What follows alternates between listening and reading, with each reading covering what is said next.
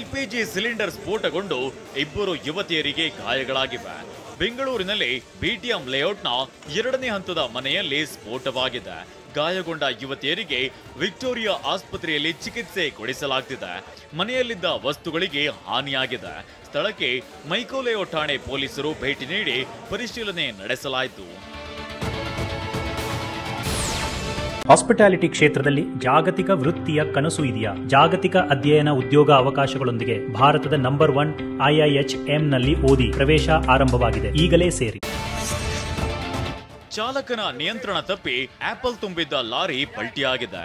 ತುಮಕೂರು ಜಿಲ್ಲೆ ಶಿರಾ ತಾಲೂಕಿನ ಚಿಕ್ಕದಾಸರಹಳ್ಳಿಯಲ್ಲಿ ಬಾಕ್ಸ್ ಗಟ್ಟಲೆ ತುಂಬಿದ್ದ ಲಾರಿ ಪಲ್ಟಿಯಾಗಿದೆ.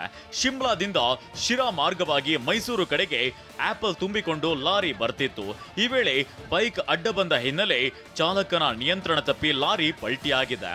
ಚಾಲಕನಿಗೆ ಸಣ್ಣ ಪುಟ್ಟ ಗಾಯಗಳಾಗಿವೆ. ಲಾರಿಯಲ್ಲಿದ್ದ ಲಕ್ಷಾಂತರ ಬೆಲೆ ಬಾಳುವ ಆಪಲ್ ಅನ್ನ ಜನ ಹೊತ್ತೊಯ್ದಿದ್ದಾರೆ.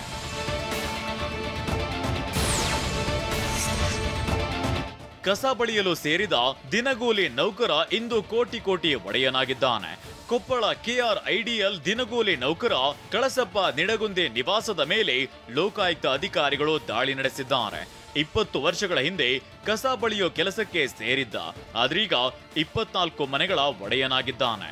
ದಾಳಿ ವೇಳೆ ಈತನ ಸಂಪತ್ತು ಕೊಂಡು ಲೋಕಾಯುಕ್ತ ಅಧಿಕಾರಿಗಳೇ ಬೆಚ್ಚಿ ಬಿದ್ದಿದ್ದಾರೆ.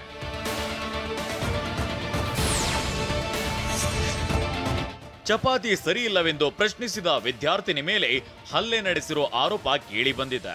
ಕಲಬುರಗಿಯ ಮಹಾರಾಜ ಲೇಔಟ್ನಲ್ಲಿರುವ ನರ್ಸಿಂಗ್ ಹಾಸ್ಟೆಲ್ನಲ್ಲಿ ಘಟನೆ ನಡೆದಿದೆ. ದೇವಮ್ಮ ಎಂಬ ವಿದ್ಯಾರ್ಥಿನಿ ಪ್ರತಿದಿನ ಹುಳ ಇರುವ ಆಹಾರ ನೀಡ್ತಿದ್ದೀರಿ ಅಂತ ಪ್ರಶ್ನಿಸಿದ್ದಾಳೆ. ಆಗ ವಾರ್ಡನ್ ಹಲ್ಲೆ ಮಾಡಿದ್ದಾರೆ ಎನ್ನಲಾಗಿದೆ. ಇದನ್ನ ಖಂಡಿಸಿ ವಿದ್ಯಾರ್ಥಿನಿಯರು ಪ್ರತಿಭಟಿಸಿದ್ರೆ ಅವರೇ ನನ್ನ ಮೇಲೆ ಹಲ್ಲೆ ಮಾಡಿದ್ರು ಅಂತಿದ್ದಾರೆ ವಾರ್ಡನ್.